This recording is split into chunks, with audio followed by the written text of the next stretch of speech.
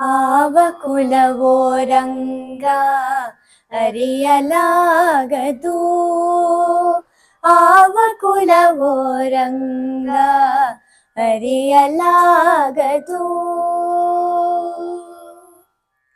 ಗೋಕುಲದಲ್ಲಿ ಹುಟ್ಟಿದನಂತೆ, ಗೋವುಗಳನ್ನು ಕಾಯ್ದನಂತೆ, ಕೊಳಲನೂದಿ ಮೃಗ ಪಕ್ಷಿಗಳ ಮರಳು ಮಾಡಿದನಂತೆ.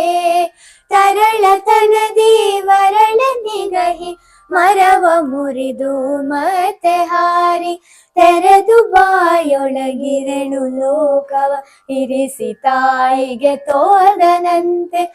ಆವ ಕುಲವೋ ರಂಗ ಅರಿಯಲಾಗದು.